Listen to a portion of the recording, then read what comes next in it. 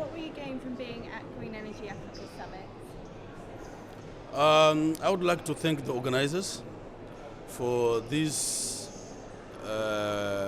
summit because it has brought many players, the decision makers, but also the policy makers, and also the financiers, and the interested companies who can also sell the equipment, but also develop the projects within our countries. It is very good that we interacted with many countries in the globe.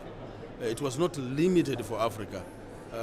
Although the title says Africa Oil and Gas Summit, but it was covering everything because energy is the driver of any economy. If you look at countries like Singapore, Malaysia, Korea, Japan, China, they've gone further because they invested a lot in the energy sector. You can't talk about health without touching energy. You can talk about education without energy. You can't talk about water utilities without energy. So energy is the driver of the economy. Africa is full of natural resources, but we can't mine. Even sand, we can't even make out of sand to make titanium because we don't have much energy in order to run the smelters. We need energy in order to have our products being done in Africa.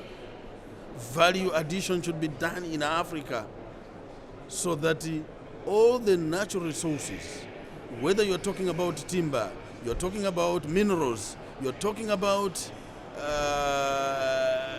any development about gas, energy, about water, it can be done in Africa without getting any hiccups because the countries in Africa, they are so well connected. If you look at the Great Rift Valley, the rivers, the lakes from the Great Lakes region, from Victoria in Uganda, you come up to Tanzania, Lake Tanganyika, and then you come into Malawi, Lake Malawi, and then it goes into Zambezi. Zambezi pours into Indian Ocean. So the country or the continent is so rich with the different resources. And what we need is to unite as region and we do the regional projects. Perfect, thank you. What are the most pressing challenges in your power sector? The most challenging thing is that as a country, Malawi, we have not invested a lot in the energy sector. The hydropower plants which we are using at the moment, they were commissioned in 1966. And the population by that time, it was less than 1,000. Or the demand of power was less. Today, the demand of power is so huge.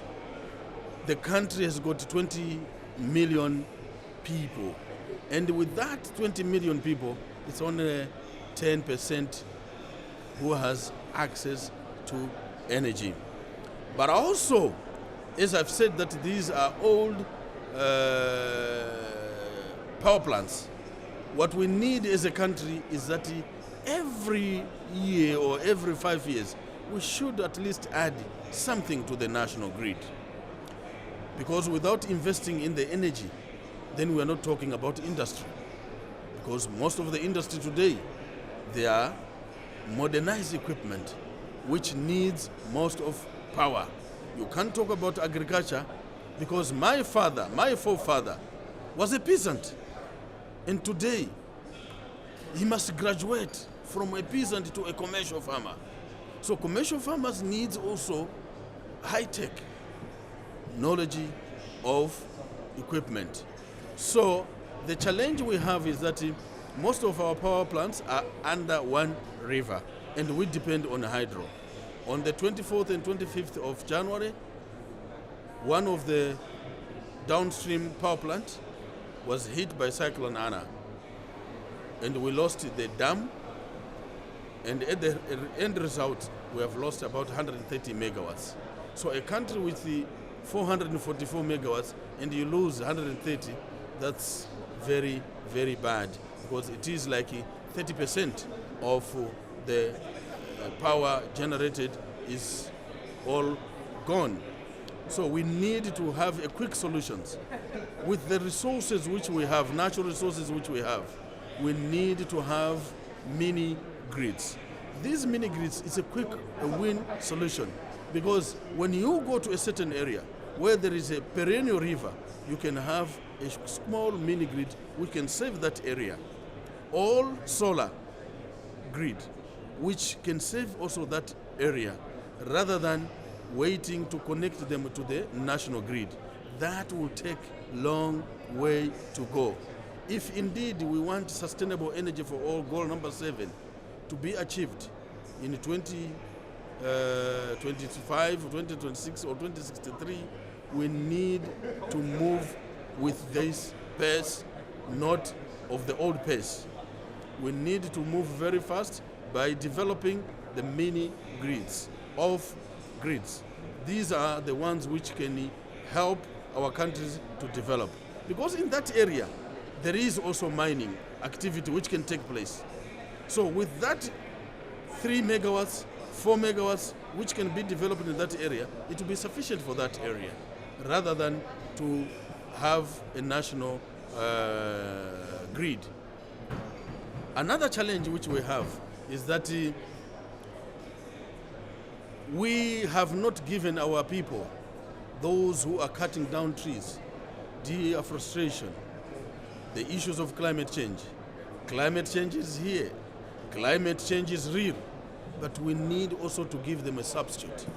A transition period, when we are talking about transition, let's start with those people who are making deforestation and also making the issue of climate change, or the rivers. The rivers, we are depending on hydro. The rivers will dry up because of cutting down trees. So we need afforestation to take place, but also to give those people who are cutting down trees for charcoal, to give them something which can stop them cutting down trees. The climate change is real, and we are going to face it, but we need to safeguard our natural resources. Perfect, thank you. And the last question, what is your message to investors regarding power projects in your country? I would like to urge the investors that when they are coming, before signing the power purchase agreements, we should also understand one another, that the people whom we want to serve, because this is a calling. You are an investor, but you are in the field where you are going to save lives. You are going to have your power at the clinic. For example, we are receiving vaccines, but those vaccines without power can be just destroyed because of the lifespan, because of no power to keep those vaccines. Today, many people are moving with gadgets because of the diseases which are within our communities. The dialysis machine needs power. The X-ray needs power. The incubators, the babies who are in the incubators need also power. So investors, when they're coming, yes, there are opportunities, but also they should consider that this is a calling from God, and they are going to save lives. If you save one life, it's like you have saved the whole humankind. So when they are coming as investors with their financial models, they should also remove some of the bottlenecks which can deny the country or the underprivileged to have the electricity. We need to have electricity which is affordable. and also which is always there, not intermittent power, but affordable power to everybody in the country. Because governments are giving subsidies, but there is also time where government needs to focus into other projects, into other development areas. For example, schools. Today our children are still learning under the tree.